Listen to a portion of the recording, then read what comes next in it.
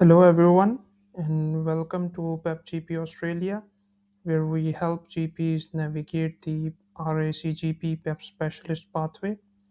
If you are a GP who's planning to work in Australia, you have probably come across the PEP Specialist Pathway. But once you start researching it, you quickly realize that it's a complex process. There are multiple steps, different organizations involved, such as AMC, RACGP, and Ahpra, and there is also plenty of paperwork as well, so it can feel quite overwhelming. In this presentation we'll discuss the entire process. I'll simplify the whole pathway and walk you through every step of the PEP specialist pathway, from eligibility criteria to all the way to starting work as a GP in Australia. We'll discuss what this pathway is, who is eligible for it, each stage of the application process, and finally, how this pathway can help you build your career in Australia. So, let's get started. So, what is the PEP Specialist Pathway?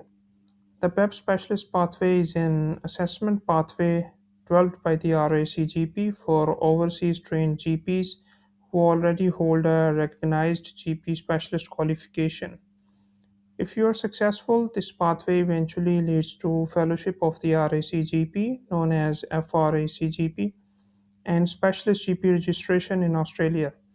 For many IMGs, this also becomes a pathway toward permanent residency and eventually Australian citizenship, depending on the visa pathway you follow. So, here is an overview of the pathway. Before we look at each step in detail, it's useful to understand the overall process. The pathway begins with your comparability assessment, where the RACGP determines how closely your qualifications and experience match those of an Australian trained GP. If you are successful, the next step is securing an approved job offer. After that comes your right to work assessment, which includes obtaining Ahpra registration and the appropriate work visa. Once these steps are complete, you will finalize your entry into the program and begin supervised GP practice in Australia. Here's a flowchart that I took from the RACGP official website. It summarizes the entire pathway. Everything starts with Part A, the comparability assessment. If you are assessed as substantially comparable or partially comparable, you can continue to Part B, which is obtaining RACGP approval for your job offer. Next comes Part C, where you obtain your Ahpra registration and meet the right to work requirements. After that, you'll complete the remaining administrative steps, such as signing the program agreement and becoming an RACGP member before officially starting the PEP Specialist program. If, however, your outcome is not comparable or your curriculum is considered non eligible, unfortunately, you can't proceed further. So, here are the eligibility requirements. Before beginning the application, make sure you meet the basic requirements of the pathway. First, you must hold a recognized primary medical degree, such as MBBS. Second, you need a recognized overseas GP specialist qualification, for example, MRCGP International South Asia, or another qualification which is accepted by the RACGP. If you are unsure whether your qualification is recognized, it's worth confirming this before investing time and money into the application process. You can visit the RACGP website and check if your qualification is eligible or not. I'll leave a link in the description of this video, so please check it out. The first practical step is creating your AMC candidate account and establishing your AMC portfolio. You will then need to verify your qualifications through MyIntealth. It was previously known as EPIC. You'll have to get both your primary medical degree and your GP specialist qualification verified. I've included the official websites here for your reference. Once your credentials are verified, you're ready to begin the RACGP application.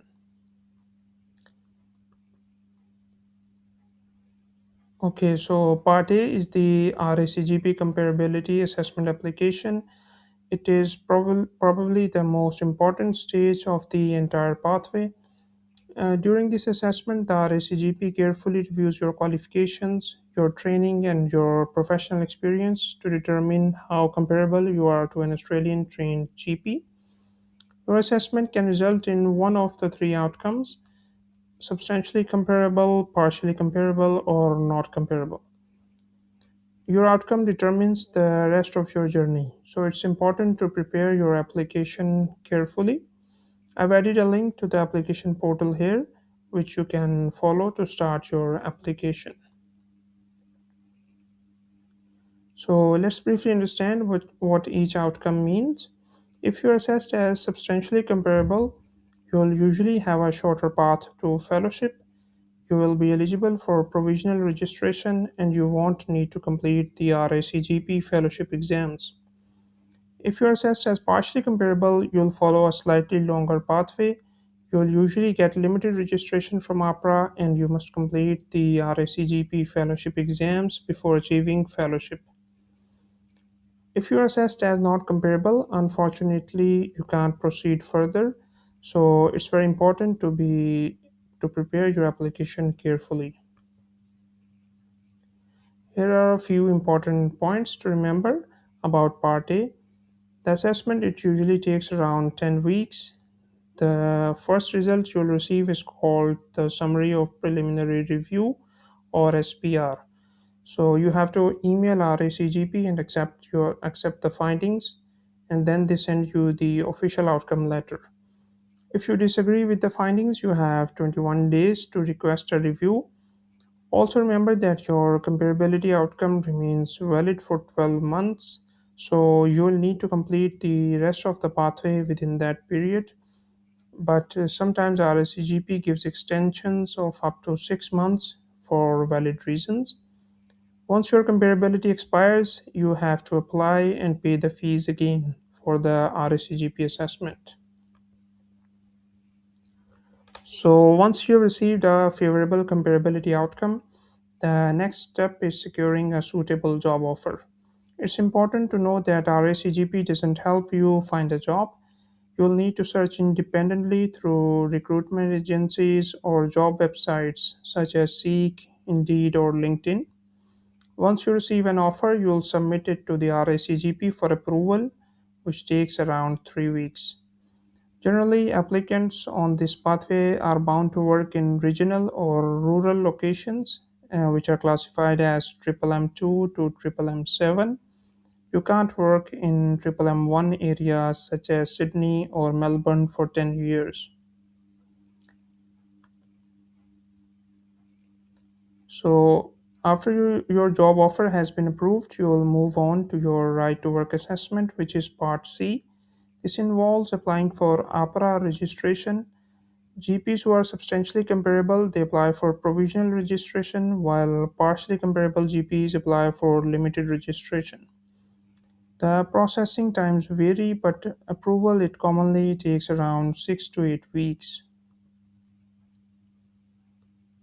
Once your registration is approved, you can proceed with your work visa application.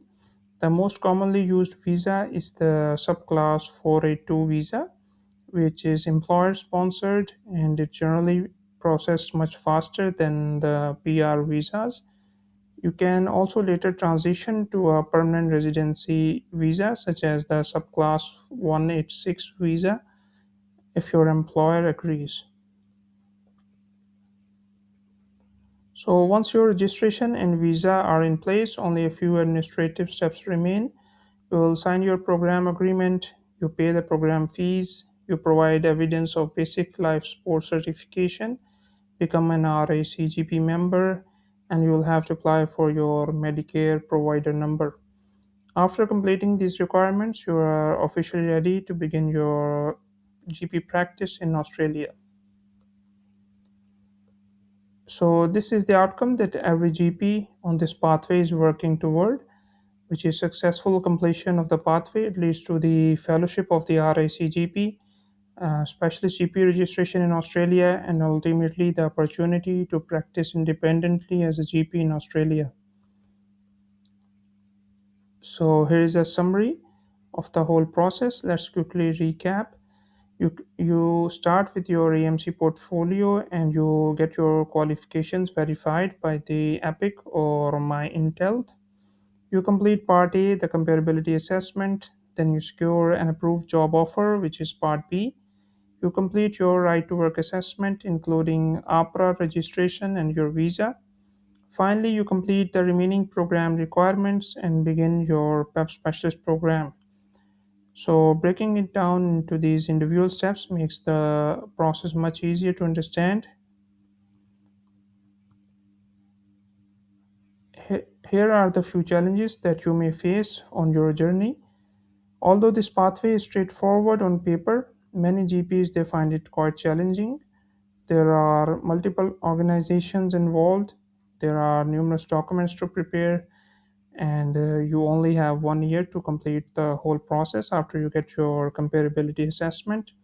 And you also have to make a few important decisions regarding your job offer throughout the process. So here how we can help you.